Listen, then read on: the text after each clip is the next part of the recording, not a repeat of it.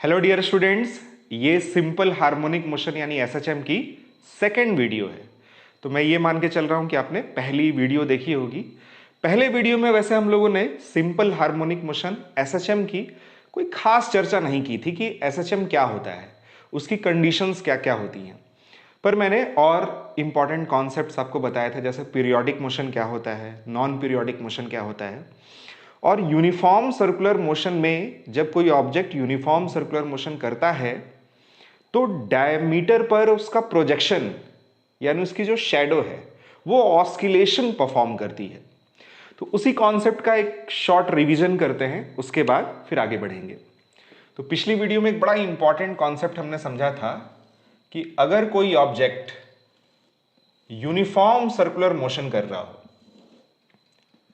मान लेते हैं ओ सेंटर है, ये पॉइंट ए और ये वाला पॉइंट बी, तो ए बी हुआ डायामीटर। अब यूनिफॉर्म सर्कुलर मोशन तो कहीं से भी स्टार्ट हो सकता है। फॉर एग्जांपल मान लेते हैं कोई ऑब्जेक्ट यहां से यूनिफॉर्म सर्कुलर मोशन स्टार्ट करता है। यूनिफॉर्म सर्कुलर मोशन में जो स्पीड है वो हमेशा कैसी बनी रहती है, कांस्टेंट। तो अगर इधर से लाइट वगैरह लगा दें, ऐसा जुगाड़ लगाया जाए और ए बी पे कोई स्क्रीन वगैरह लगा दी जाए, इमेजिन करो, तो जब ये ऑब्जेक्ट यहां होगा इसकी शैडो, उसकी छाया यहां बनेगी। फिर जब ये ऑब्जेक्ट यहां पहुंचेगा तो उसकी शैडो यहां बनेगी। फिर ये ऑब्जेक्ट यहां जाएगा तो उसकी शैडो भी यहीं बनेगी। जैसे जैसे ये यहां से यहां जाता है वैसे वैसे इसकी शैडो ओ पॉइंट से ए पॉइंट की तरफ जाती है। तो स्लो मोशन में आप ऐसे भी देख सकते हैं, कुछ इस तरीके का होगा, ऐसा, ठीक। फिर वैसे ही जब ये सर्कुलर ट्रैक पे फिर यहां से घूमते घूमते यहां पहुंचता है, अब की बार ऊपर से लाइट लगा दो तो फिर उसकी शैडो यहां बनेगी। फिर जब ऑब्जेक्ट यहां आएगा उसकी शैडो यहां बनेगी। फिर ऑब्जेक्ट यहां आएगा उसकी शैडो यहां बनेगी। फिर ऑब्जेक्ट यहां उसकी शैडो यहां, ऑब्जेक्ट यहां उसकी शैडो भी यहीं, फिर ऑब्जेक्ट यहां उसकी शैडो वापस से यहां, और ऑब्जेक्ट यहां वापस से शैडो यहां। तो कहने का मतलब ये है कि अगर यूनिफॉर्म सर्कुलर मोशन करने वाले ये ऑब्जेक्ट इस सर्कुलर ट्रैक पे एक सर्कल कंप्लीट करता है तो करस्पॉन्डिंग उसकी जो शैडो है वो इस डायमेट्रिक एक्सिस पे एक ऑस्किलेशन कंप्लीट करती है। ओ से ए पॉइंट जाता है, ए पॉइंट से वापस ओ पॉइंट होते हुए बी पॉइंट तक जाता है, और फिर वापस बी पॉइंट से ओ पॉइंट तक आता है। और अगर ये यूनिफॉर्म सर्कुलर मोशन इसी तरह से कंटिन्यू करे तो ये लगातार ऐसे ऐसे ऑस्किलेशन कंटिन्यू करेगा, इसमें कोई डाउट नहीं है। फिर हम लोगों ने इसके डिस्प्लेसमेंट का और इसकी वेलोसिटी का इक्वेशन निकाला था। तो डिस्प्लेसमेंट का इक्वेशन क्या आया था, सभी को याद है, y is equals to A sine omega T. ये डिस्प्लेसमेंट टाइम डिपेंडिंग है, जैसे जैसे टाइम चेंज होगा वैसे वैसे डिस्प्लेसमेंट भी चेंज होगा। साइन का जो ग्राफ है वो अपने आप में रिपीटेटिव इन नेचर होता है, पीरियोडिक इन नेचर होता है, तो डिस्प्लेसमेंट भी पीरियोडिक होगा, जैसा कि हमें दिख रहा है कि बार बार बार बार बार बार ये अपने ट्रैक की पुनरावृत्ति करेगा, रिपीटिशन करेगा। फिर मैंने वेलोसिटी का दो मेथड से इक्वेशन निकाला था। आया था A omega cos omega T, ये velocity as a function of time है, velocity as a function of what, time. एक फॉर्मूला और निकल के आया था, वो था वेलोसिटी और डिस्प्लेसमेंट के बीच के रिलेशन वाला फॉर्मूला। वो था v is equals to omega square root A square minus Y square. तो आज की वीडियो की शुरुआत यहीं से करते हैं। ये जो वेलोसिटी आई थी या इस वाले इक्वेशन से या इस वाले इक्वेशन से, आप देखो, अगर आपसे पूछा जाए कि मैक्स वेलोसिटी कितनी और कहां होगी, तो चाहे यहां से देखो चाहे यहां से देखो, t की वैल्यू जब 0 होगी तो cos 0 डिग्री की वैल्यू मैक्सिमम 1 होगी, तो v मैक्स हमें मिलेगा a ओमेगा। वैसे ही cos ओमेगा t की वैल्यू जब -1 होगी तो भी हमें v मैक्स ही मिलेगा, मैग्नीट्यूड वही a ओमेगा होगा, माइनस a ओमेगा का मतलब डायरेक्शन अपोजिट, तो v मैक्स हमें प्लस माइनस a ओमेगा मिलेगा। और यहां से भी अगर आप देखो तो जब y की वैल्यू 0 होगी, स्क्वायर रूट में a स्क्वायर से कुछ माइनस हो रहा है, तो मैक्सिमम वैल्यू हमें कब मिलेगी, जब कुछ भी माइनस ना हो, यानी y की वैल्यू क्या हो जाए, 0। तो y की वैल्यू जब 0 हो जाएगी तो v की वैल्यू वंस अगेन यही v max is equals to plus minus a omega मिलेगा। a स्क्वायर का square root plus minus a और ओमेगा बाहर है ही। तो मैक्सिमम वैल्यू वेलोसिटी की, उसकी जो वैल्यू है वो प्लस माइनस ए ओमेगा होती है। कितनी होती है ये तो क्लियर हो गया, कहाँ होती है ये भी बड़ा बड़ा इंपॉर्टेंट पॉइंट है, कहाँ होता है उसके लिए। यहां से अगर आप देखो तो t equal to zero means what, t equal to zero हम लोगों ने यहीं से लिया था जब मोशन स्टार्ट होता है। तो इसका जो शेडो है वो मोशन कहां से स्टार्ट करता है, ओ पॉइंट से। ओ पॉइंट को मिड पॉइंट भी आप बोल सकते हो, आप मीन पोजीशन भी बोल सकते हो, वैसे टेक्निकल टर्म मीन पोजीशन है एसएचएम के रेस्पेक्ट में। तो जब ऑब्जेक्ट मीन पोजीशन पे होता है, ठीक बीच में होता है, तब उसकी जो वेलोसिटी है वो मैक्सिमम होती है। और कितनी होती है, प्लस माइनस ए ओमेगा। यानी जब इधर जा रहा होगा तो भी इसकी वेलोसिटी मैक्सिमम होगी, उसको प्लस ए ओमेगा लेंगे, और जब उधर से लौट के आएगा और ओ पॉइंट को क्रॉस करेगा तो भी इसकी वेलोसिटी मैक्सिमम होगी और उसको लिखेंगे कितना, माइनस ए ओमेगा। कोई डाउट इसमें? अब इसके बाद आगे बढ़ते हैं। इसमें मैंने कई सारे नोट्स लिखवाए थे, आपको कहा था कि नोट डाउन आप कर लेना, उसी में एक नोट आप और बढ़ा लो, जो भी नोट नंबर होगा देख लेना आप। अब अगर आपसे कोई पूछे कि वेलोसिटी और डिस्प्लेसमेंट के बीच में आप कर्व ड्रॉ करो, क्या करो, वेलोसिटी और डिस्प्लेसमेंट के बीच में ग्राफ बनाओ, कर्व बनाओ। तो वेलोसिटी और डिस्प्लेसमेंट का जो ग्राफ है वो कैसा होगा, अब ये समझते हैं। तो किसी भी फंक्शन का ग्राफ कैसा होता है वो उसके मैथमेटिकल स्वरूप पे, उसमें जो वेरिएबल्स हैं वो आपस में कैसे कनेक्टेड हैं उस पर डिपेंड करता है। जैसे x और y में कोई इक्वेशन है और अगर x में भी लीनियर और y में भी लीनियर है, for example y equal to M X plus C, for example x by A plus Y by B is equals to 1, तो ग्राफ कैसा बनता है, स्ट्रेट लाइन। अगर एक वेरिएबल लीनियर है और दूसरे में स्क्वायर है तो पैराबोला बनता है। तो यहाँ चेक करते हैं, देखते हैं। इक्वेशन है v is equals to omega square root A square minus Y square. Square करते हैं दोनों ओर का, v square is equals to omega square A square minus Y square. अब क्या करें, अब v square is equals to omega square A square minus omega square Y square, इसको इधर बुला लें। v square is equals to v square plus omega square Y square is equals to omega square A square, इसको भी इधर ही बुला लिया जाए। तो v square divided by omega square A square plus omega square Y square divided by omega square A square is equals to 1। इसको ऐसे लिखें, v square by omega A का स्क्वायर प्लस, यहाँ ये कैंसिल हो जाएगा, ओमेगा स्क्वायर से omega square निपट गया, Y square divided by A square is equals to 1। Mathematics में किसी जाने पहचाने कर्व का ये इक्वेशन लग रहा है, याद आ रहा है कुछ? मैथ में आपने पढ़ा होगा, जो बायो के बच्चे होंगे शायद ना पढ़े हो, कोई बात नहीं, पढ़े हो नहीं पढ़े कोई फर्क नहीं पड़ता। अरे सारी चीज़ें बहुत आसान है। देखो इस तरह का अगर इक्वेशन बनता है तो हम ग्राफ प्लॉट करेंगे, इस तरफ होगा v और इस तरफ होगा y, यानी x एक्सिस पे y यानी डिस्प्लेसमेंट है और y एक्सिस पे v यानी वेलोसिटी है। तो अगर इसको x और इसको y जैसा मान लें तो देखो इसका जो फॉर्म है वो कैसा आएगा, तब आपको शायद याद आ जाए। अब इसको लिखते हैं Y square divided by omega A का स्क्वायर। ओमेगा ए वैसे कांस्टेंट है, इसकी जगह चाहे तो आप b मान लो, सपोज b स्क्वायर प्लस ये y हम लोगों ने x एक्सिस पे लिया है, एक्स स्क्वायर डिवाइडेड बाई, इसको कैपिटल ए मान लो, कांस्टेंट ही है, इज इक्वल्स टू 1। अब याद आ रहा है, X square by A square plus Y square by B square is equals to 1। ये होता है इलिप्स का इक्वेशन, इलिप्स यानी अंडा। तो इसमें जो इसका ग्राफ बनेगा वो कुछ ऐसा होगा। तो ये बड़ा इंटरेस्टिंग ग्राफ बन गया।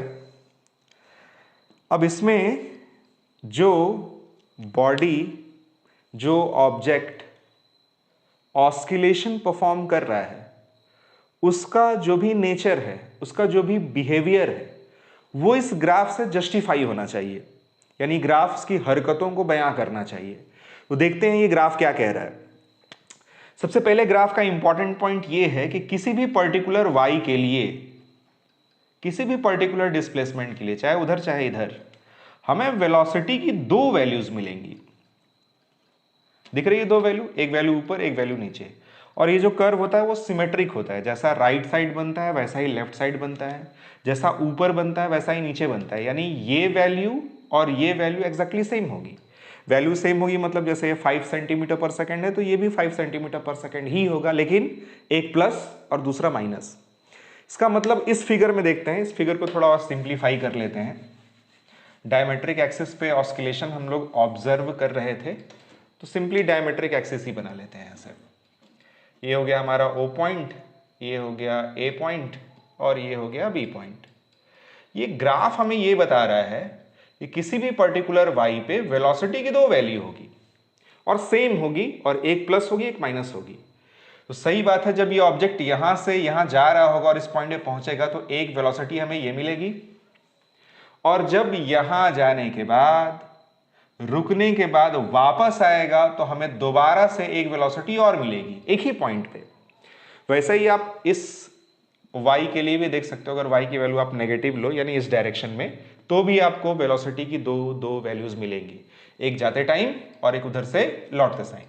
दोनों का जो न्यूमेरिकल वैल्यू है वो सेम होगा, बट एक प्लस होगा और एक माइनस होगा। प्लस साइन यानी जाते टाइम और माइनस मतलब अपोजिट डायरेक्शन में, इसमें कोई डाउट नहीं है।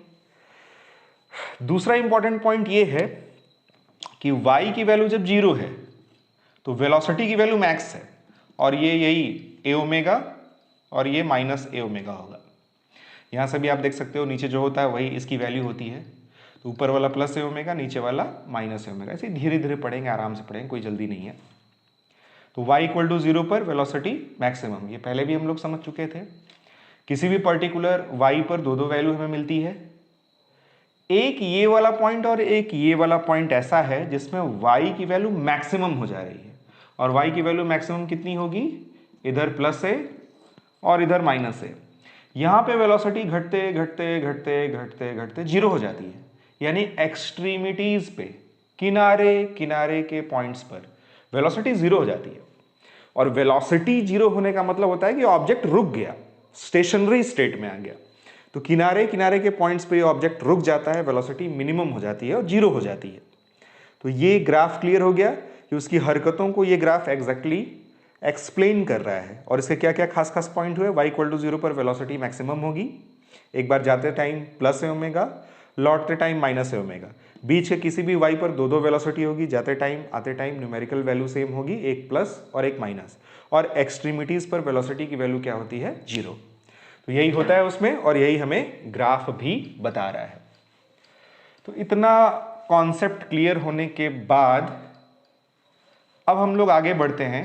वेलोसिटी के बाद किसका नंबर आता है, वेलोसिटी के बाद किसका नंबर आता है, वेलोसिटी के बाद नंबर आता है एक्सेलरेशन का। तो अगली हेडिंग है इक्वेशन ऑफ एक्सेलरेशन। तो पहले तो ये समझना है कि इसमें एक्सेलरेशन होगा।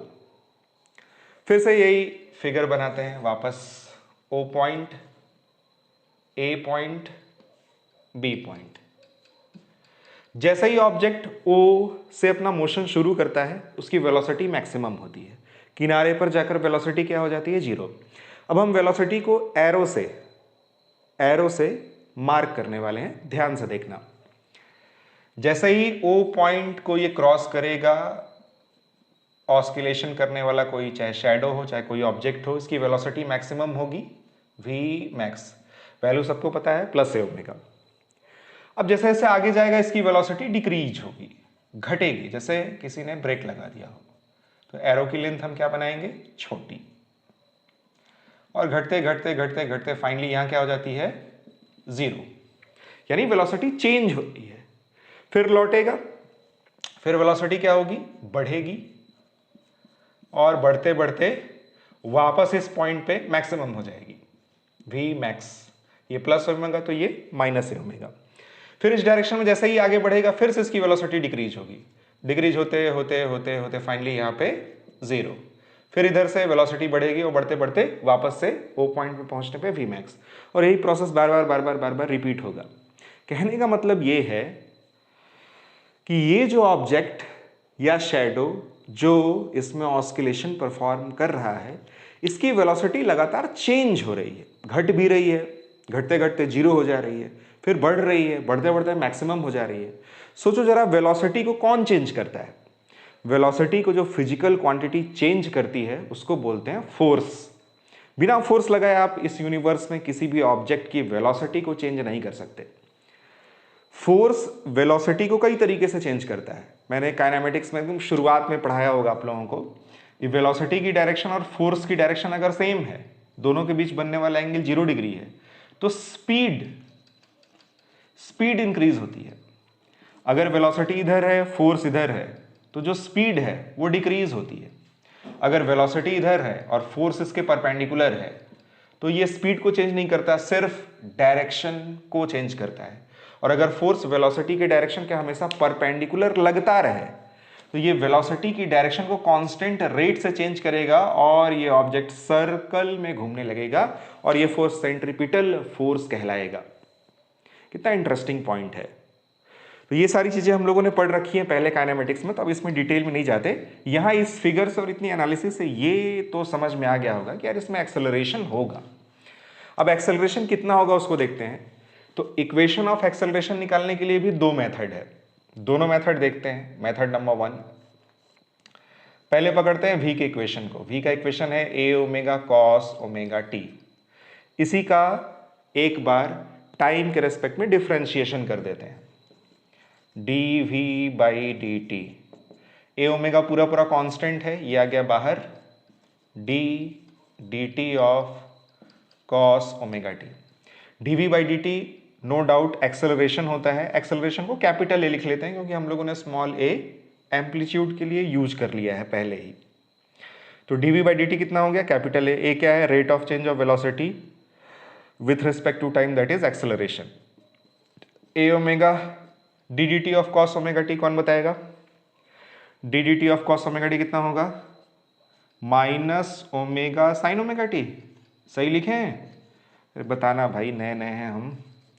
ए इज इक्वल्स टू, अब ये आएगा minus A omega square sine omega T.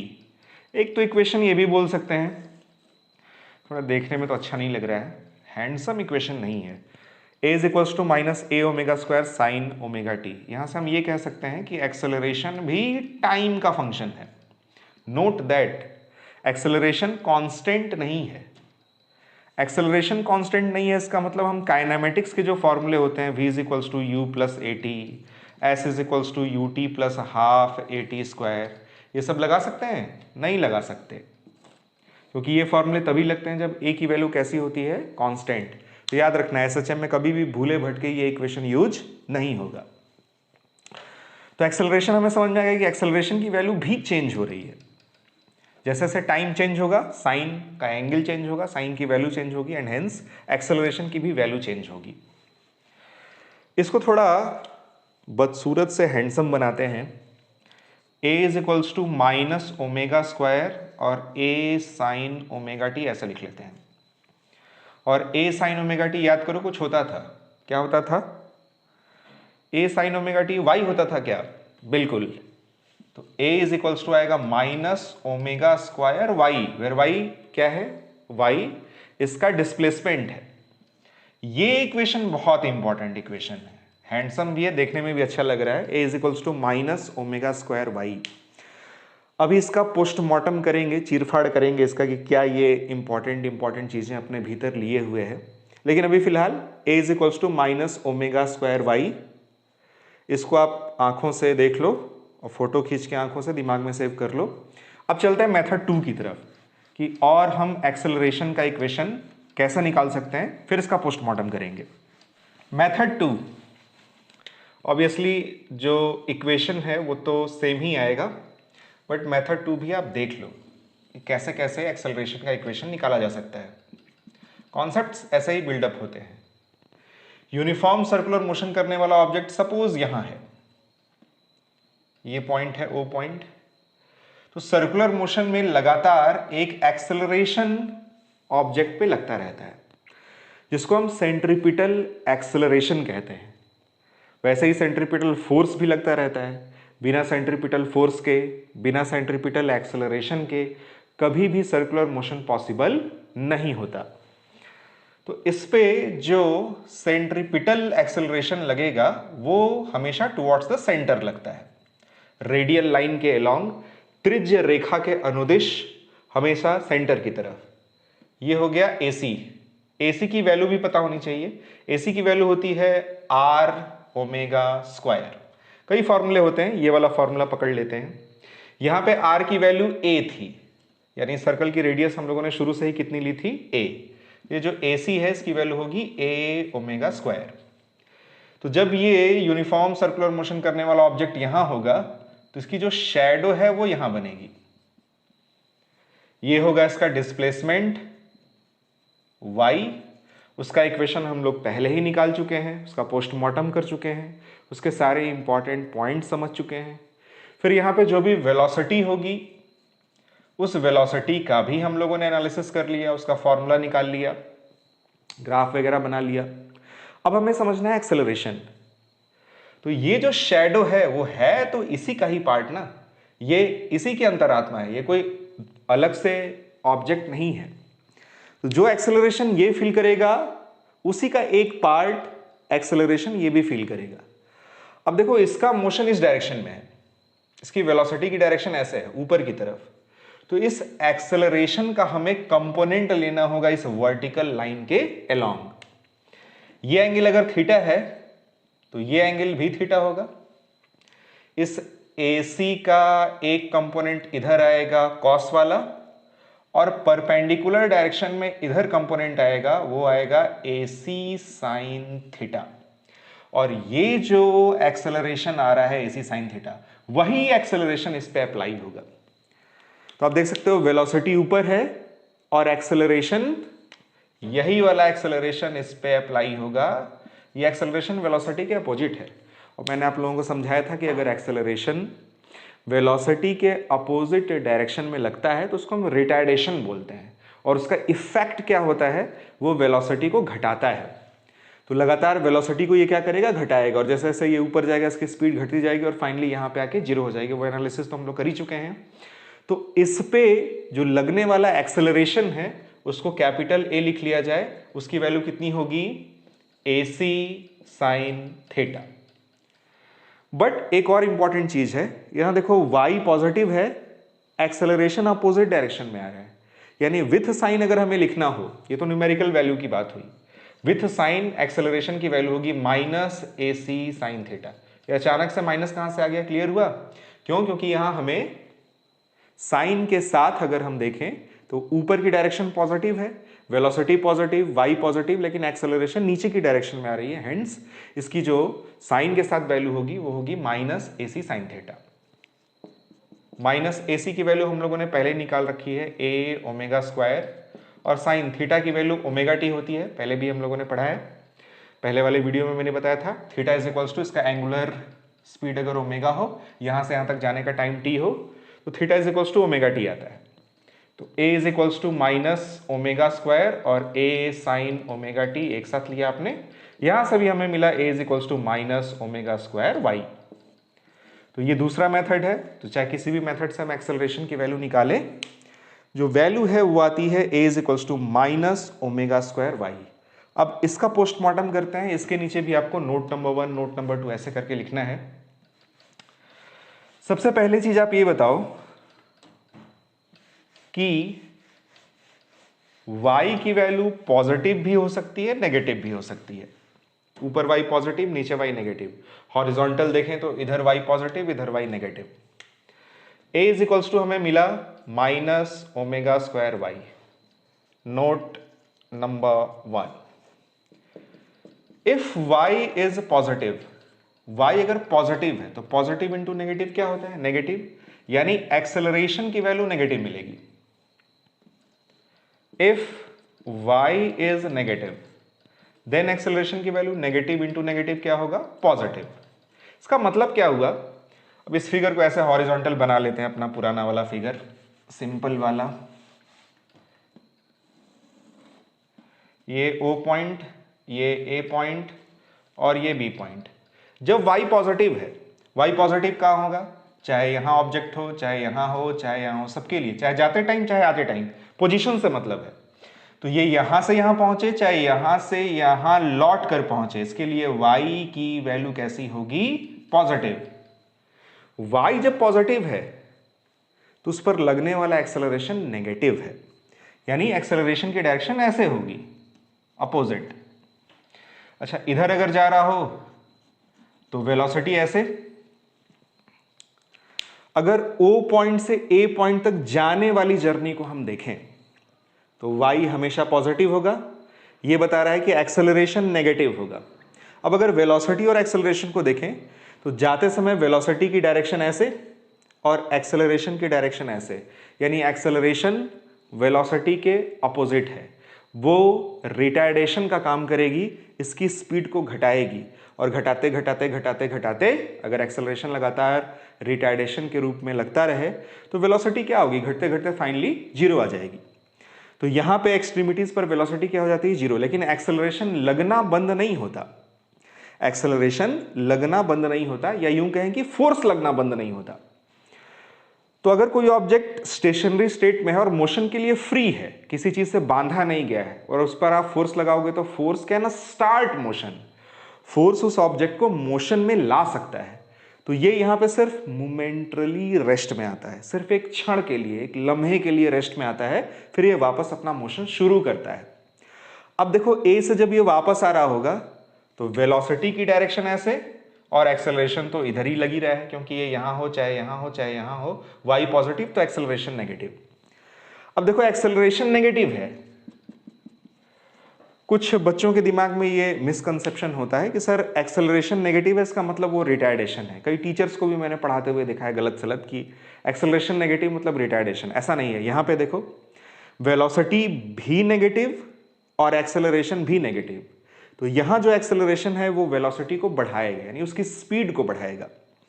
Acceleration retardation होता है या एक्सेलरेशन होता है, मतलब किस तरह से वो एक्ट करता है, वो उसके पॉजिटिव होने या नेगेटिव होने पे डिपेंड नहीं करता, वो इस बात पे डिपेंड करता है कि वो वेलोसिटी के साथ किस डायरेक्शन में है।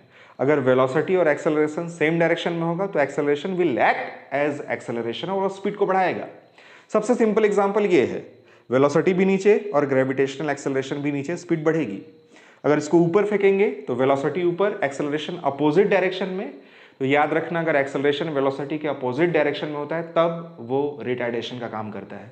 तो यहां अपोजिट डायरेक्शन में नहीं है, जिस डायरेक्शन में वेलोसिटी उसी डायरेक्शन में एक्सेलरेशन भी, तो स्पीड बढ़ेगी और स्पीड जीरो से मोशन शुरू होगा, स्पीड लगातार बढ़ेगी, बढ़ते बढ़ते ओ पॉइंट को मैक्स स्पीड से पार करेगा।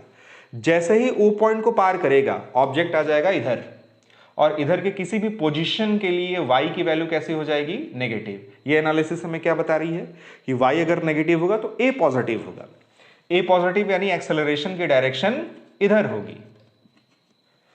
फिर से देखो, O से अगर B तक जाने वाली जर्नी में देखें तो वेलोसिटी इधर, एक्सेलरेशन अपोजिट, रिटार्डेशन का काम करेगा। स्पीड O पॉइंट पर मैक्सिमम थी, घटेगी, घटते घटते घटते घटते B पॉइंट तक जीरो हो जाएगी। फिर एक्सेलरेशन तो लगी रहा है, फोर्स लगी रहा है, फिर से मोशन शुरू होगा। फिर जब ये ऑब्जेक्ट B से O की तरफ जाएगा तो वेलोसिटी इस डायरेक्शन में और एक्सेलरेशन भी उसी डायरेक्शन में, यानी दोनों पॉजिटिव पॉजिटिव, तो एक्सेलरेशन का काम करेगा। फिर से स्पीड बढ़ेगी और बढ़ते बढ़ते O पॉइंट पर मैक्सिमम हो जाएगी। देखो कितना इंटरेस्टिंग चीजें हो रही हैं इसमें। तो एक्सेलरेशन का डिस्प्लेसमेंट के साथ, एक्सेलरेशन का वेलोसिटी के साथ क्या इंटरेक्शन हो रहा है वो समझ आ रहा है। तो इसका जो निचोड़ है वो हम एक लाइन में ये कह सकते हैं कि ऑस्किलेटरी मोशन में, देखो अभी भी हम एसएचएम वर्ड यूज नहीं कर रहे हैं, ऑस्किलेटरी मोशन में ऑब्जेक्ट पर पहली बात एक एक्सेलरेशन लगातार लगता रहता है, दूसरी बात एक्सेलरेशन वेरिएबल होता है, टाइम डिपेंडिंग भी होता है और डिस्प्लेसमेंट डिपेंडिंग भी होता है अकॉर्डिंग टू द इक्वेशन। तीसरी सबसे इंपॉर्टेंट बात, अगर इसका जिस्ट देखा जाए, निचोड़ देखा जाए, तो वो ये है कि ऑब्जेक्ट पे जो लगने वाला एक्सेलरेशन है वो हमेशा, ध्यान से सुनना, ऑब्जेक्ट पे लगने वाला एक्सेलरेशन हमेशा मीन पोजीशन की तरफ बना रहता है। देखो O से A पॉइंट के बीच में ऑब्जेक्ट कहीं भी हो, एक्सेलरेशन इधर लग रहा है, किधर, O पॉइंट की तरफ, मीन पोजीशन की तरफ। और O से B के बीच में ऑब्जेक्ट कहीं भी एक्सेलरेशन किधर लग रहा है, इस डायरेक्शन में, यानी वंस अगेन O पॉइंट की तरफ। तो ये बड़ा इंपॉर्टेंट पॉइंट है, लिख लेना कि स्पष्ट है यानी क्लियर है क्या कि एक्सेलरेशन हमेशा towards the mean position act करता रहता है। ये क्लियर हो गया, वेरी गुड। अब अगला नोट देखते हैं, नोट नंबर 2। नोट नंबर 2 क्या है? एक्सेलरेशन का इक्वेशन आपके सामने है, पहले आप ही से पूछते हैं, बताओ एक्सेलरेशन की वैल्यू मैक्सिमम कितनी होगी और कहां होगी, और मिनिमम कितनी होगी और कहां होगी।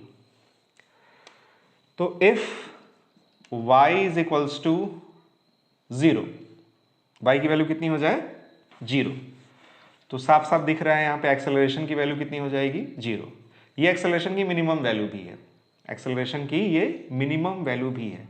ध्यान रहे एक्सेलरेशन 0 होगा तो फोर्स भी 0 हो जाएगा, क्योंकि फोर्स इज इक्वल्स टू होता ही है मास टाइम्स एक्सेलरेशन, पढ़ा है फॉर्मूला। तो अगर a 0 है तो f भी क्या होगा 0। अगर किसी भी ऑब्जेक्ट पे फोर्स की वैल्यू 0 हो जाए तो हम बोलते हैं कि ऑब्जेक्ट इक्विलिब्रियम में है। मैकेनिक्स में अगर किसी ऑब्जेक्ट पर लगने वाला नेट फोर्स 0 हो जाए तो हम क्या बोलते हैं कि वो ऑब्जेक्ट इक्विलिब्रियम में है।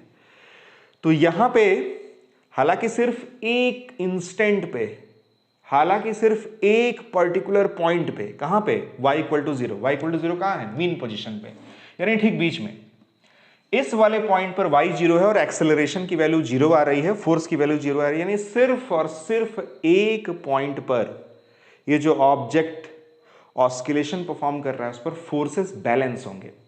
इसलिए इस पॉइंट को पॉइंट ऑफ इक्विलिब्रियम भी बोला जा सकता है, इसको पोजीशन ऑफ इक्विलिब्रियम भी बोला जा सकता है। बोला क्या जा सकता है, बोलते ही है। तो ये ओ पॉइंट मीन पोजीशन भी कहलाता है और पोजीशन ऑफ इक्विलिब्रियम भी कहलाता है। ये क्लियर हो गया। यहां पे वेलोसिटी मैक्सिमम थी, एक्सेलरेशन 0 है। अब अगर ए मैक्स की बात करें तो A is equals to minus omega square y, omega square तो कांस्टेंट है, जो चेंज हो सकता है वो क्या हो सकता है वाई। जब वाई की वैल्यू मैक्सिमम होगी तो ए की वैल्यू भी मैक्सिमम होगी। वाई की दो मैक्सिमम वैल्यू मिलती है, एक इधर प्लस ए और एक मिलती है इधर माइनस ए। तो जब y की वैल्यू हमें मैक्स प्लस माइनस ए मिलती है तो करस्पॉन्डिंग एक्सेलरेशन की वैल्यू भी मैक्सिमम मिलेगी। प्लस ए पुट करोगे तो माइनस ओमेगा स्क्वायर ए आएगा, और माइनस पुट करोगे तो माइनस माइनस प्लस हो जाएगा, तो प्लस माइनस करके ही लिखते हैं, प्लस माइनस ओमेगा स्क्वायर ए। ये है मैक्सिमम एक्सेलरेशन की वैल्यू।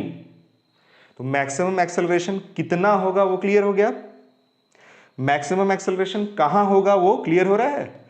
मैक्सिमम एक्सेलरेशन हमें कहां मिल रहा है, जब y की वैल्यू मैक्सिमम, y की वैल्यू मैक्सिमम कहां होती है, एक्सट्रीमिटीज पर, किनारों पर। तो किनारों वाले पॉइंट्स पे, यानी इस फिगर के अकॉर्डिंग पॉइंट ए पे और पॉइंट बी पे जब वेलोसिटी 0 हो जाती है तो एक्सेलरेशन मैक्सिमम होता है, और ओ पॉइंट पर जब वेलोसिटी मैक्सिमम होती है तो एक्सेलरेशन की वैल्यू 0 होती है। फिर यहां से नोट नंबर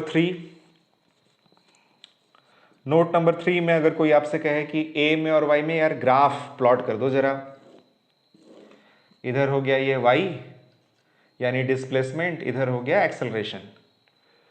तो देखो ए वाई एक्सिस पे है, इसकी जगह समझाने के लिए आपको कैपिटल वाई ले लेते हैं, माइनस ओमेगा स्क्वायर कॉन्स्टेंट है, इसको के ले लेते हैं, और वाई देखो एक्स एक्सिस पे है ना, इसको ऐसे एक्स लिख लेते हैं। तो y इक्वल टू माइनस के एक्स या y इक्वल टू कॉन्स्टेंट ही है, इसको ऐसे लिखते हैं एम एक्स। अब जाना पहचाना इक्वेशन लग रहा है, y equal to minus M X कैसे बनेगा, y equal to minus M X कैसे बनेगा, वो बनेगा कुछ इस तरीके से, ऐसा। ये y की वैल्यू पॉजिटिव प्लस है और ये y की वैल्यू माइनस है। y की वैल्यू देखो जैसे जैसे पॉजिटिव है एक्सेलरेशन की वैल्यू नेगेटिव है, नीचे की साइड है ना, कोई भी पॉइंट लें तो y पॉजिटिव लेकिन एक्सेलरेशन नेगेटिव। इधर देखो y नेगेटिव है बट एक्सेलरेशन कैसा है, पॉजिटिव। तो ये तो हम लोगों ने पहले ही समझा था कि y के डायरेक्शन के हमेशा अपोजिट डायरेक्शन में लगता है, मतलब y के साइन अगर पॉजिटिव होगा तो a नेगेटिव और y नेगेटिव होगा तो a पॉजिटिव।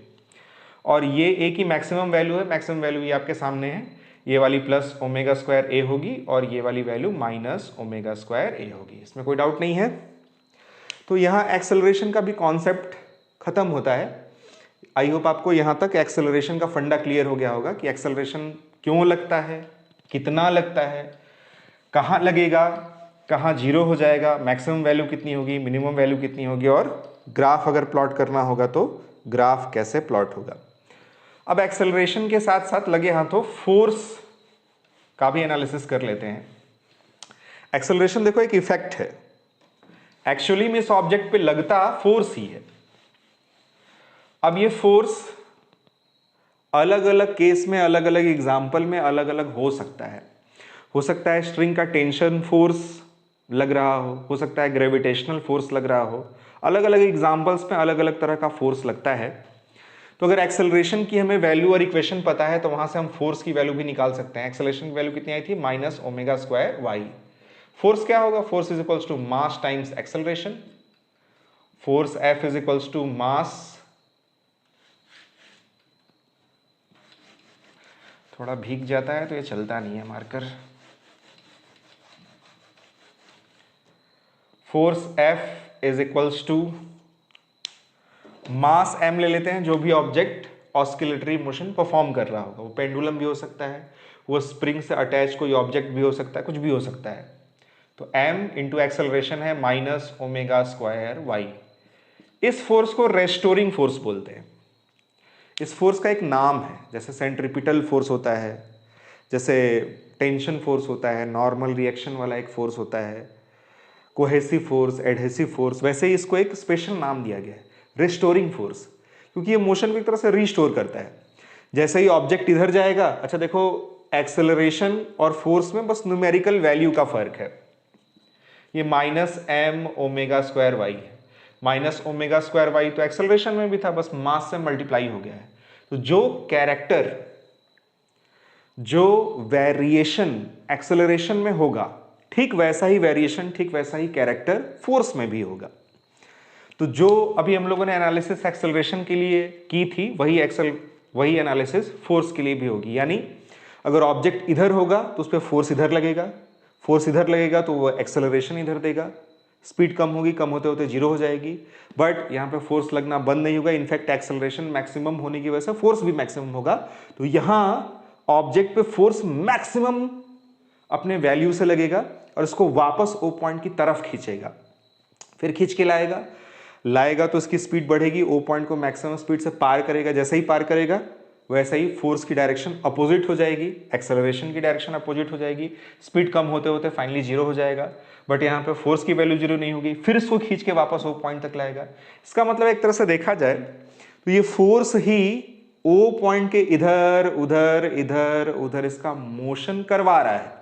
ए पॉइंट पे रुकने के बाद इसको खींच के लाता है, फिर ओ पॉइंट को जैसे ही ये मैक्सिमम स्पीड से पार करता है उसको धीरे करता है, उसकी स्पीड को कम करता है, कम करते करते रोकता है, फिर खींच के लाता है, बार बार ये मोशन को रिस्टोर करता है, इसलिए इसको रिस्टोरिंग फोर्स बोलते हैं।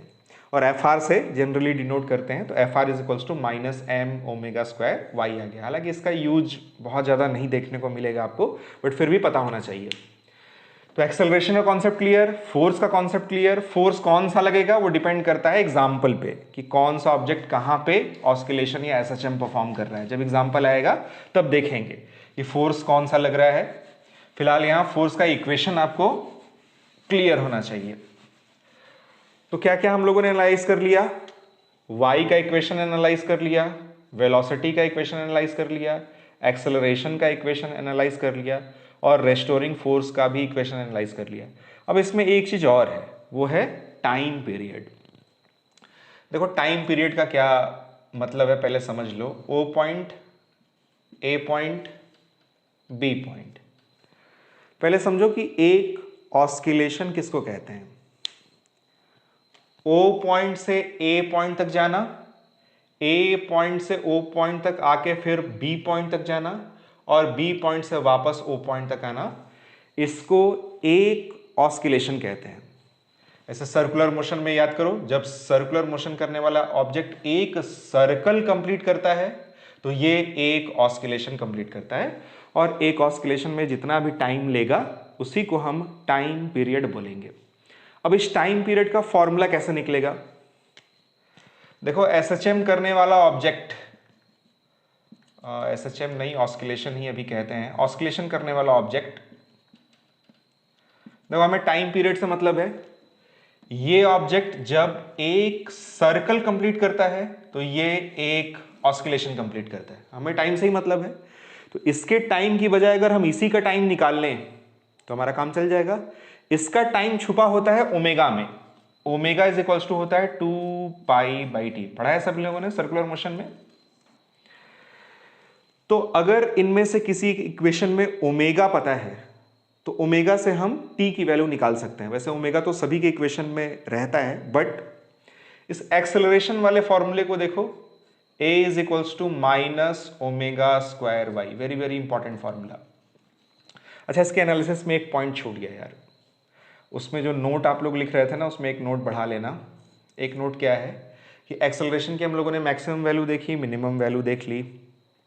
एक्सेलरेशन में y पॉजिटिव होता है तो एक्सेलरेशन नेगेटिव, y नेगेटिव होता है एक्सेलरेशन पॉजिटिव होता है, ये देख लिया। एक चीज और इसमें इंपॉर्टेंट है, a इज इक्वल्स टू -ω² से a प्रोपोर्शनल है y के, ये तो कांस्टेंट है, तो a प्रोपोर्शनल होगा किसके? y के। यानी एक्सेलरेशन पहली बात तो वेरिएबल होता है, वो तो हम लोगों ने पहले ही समझ लिया था।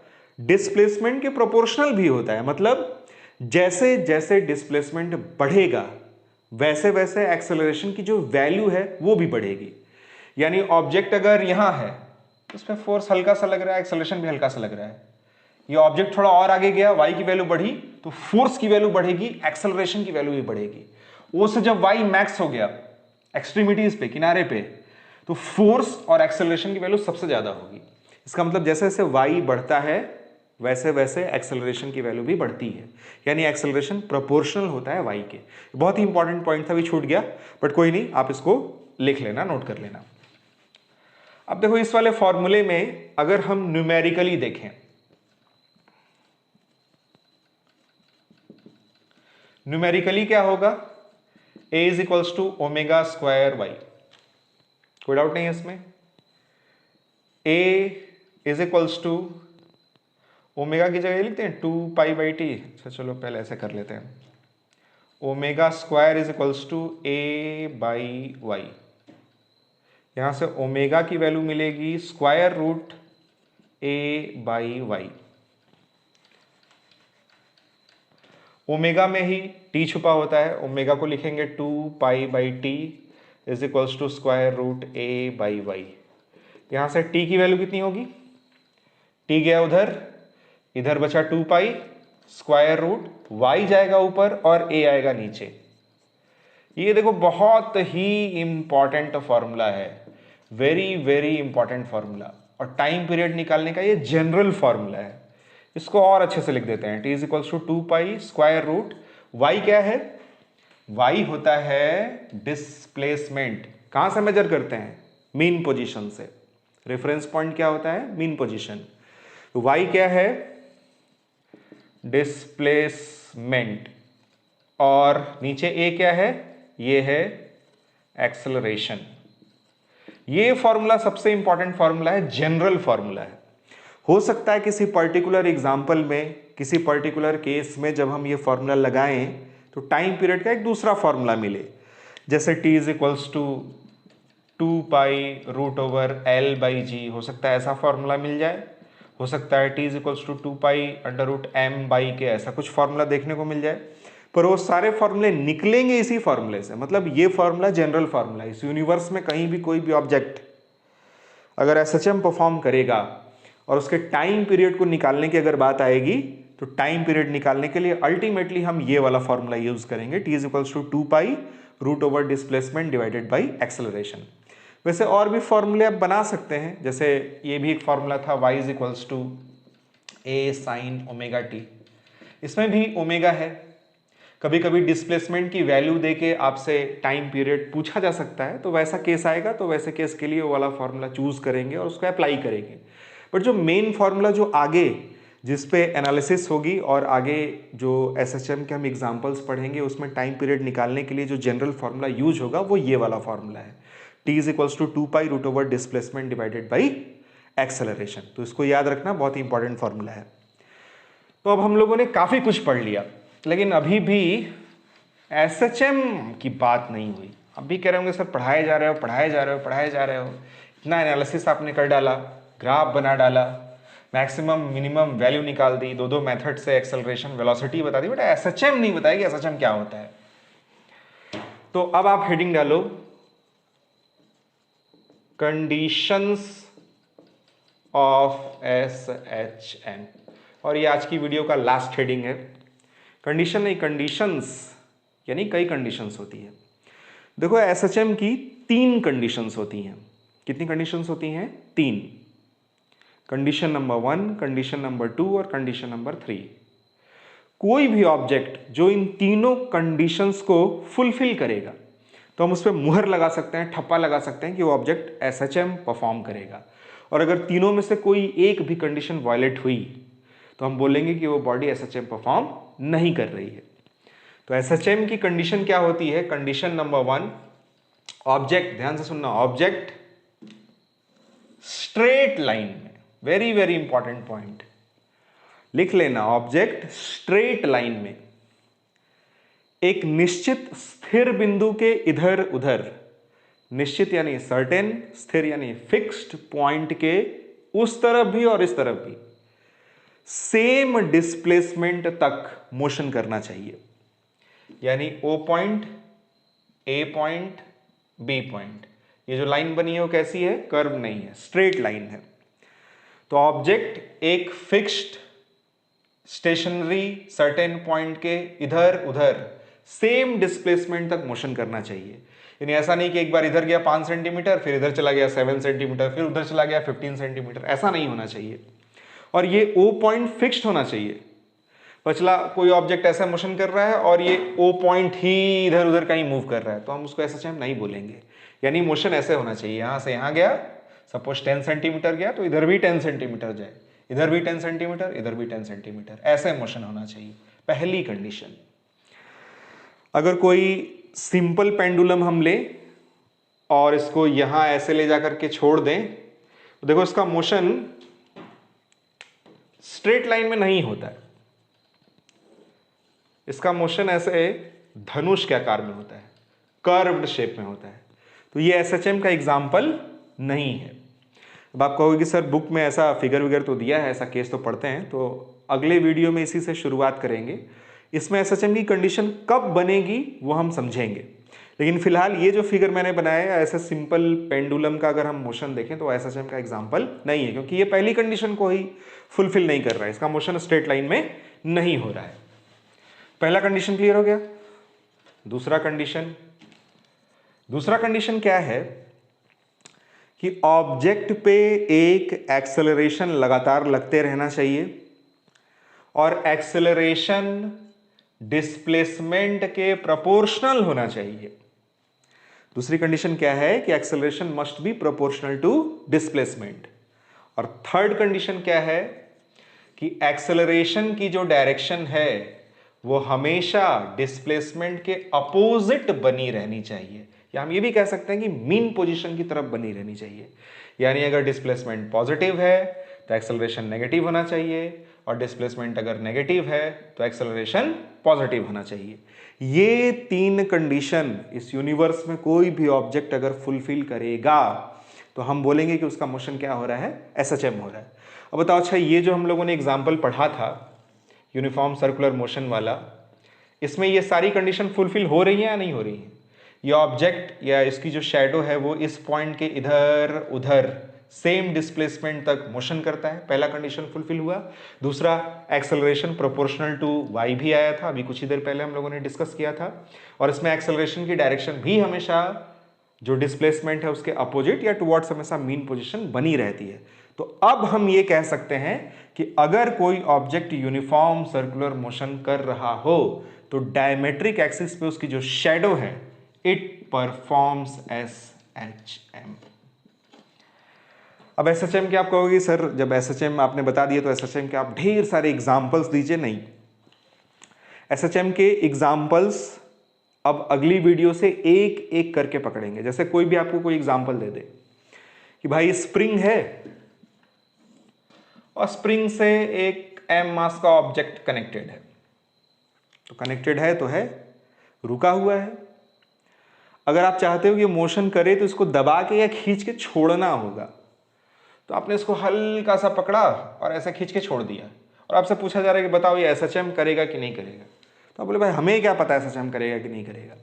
पहले देखेंगे कंडीशन नंबर 1 फुलफिल कर रहा है कि नहीं कर रहा है, फिर मैथमेटिकल एनालिसिस करेंगे, फोर्स वर्स निकालेंगे, फ्री बॉडी डायग्राम बनाएंगे, एक्सेलरेशन की वैल्यू निकालेंगे, देखेंगे कि एक्सेलरेशन डिस्प्लेसमेंट के प्रोपोर्शनल है कि नहीं है। फिर ये कंडीशन चेक करेंगे कि एक्सेलरेशन हमेशा मीन पोजीशन की तरफ बना रह रहा है कि नहीं रह रहा है। और अगर ये तीनों कंडीशन फुलफिल होगा तब जाके हम बोलेंगे कि ये ऑब्जेक्ट SHM परफॉर्म करेगा। तो SHM के एग्जाम्पल्स बहुत सारे हैं, सब में हम एनालिसिस करेंगे, टाइम पीरियड की वैल्यू निकालेंगे, बट थोड़ा पेशेंस रखो, अब वो मिलेगा आपको अगली वीडियो से। तो चलो आज यहीं रहने देते हैं, अब मिलेंगे अगली वीडियो में, तब तक पढ़ते रहना।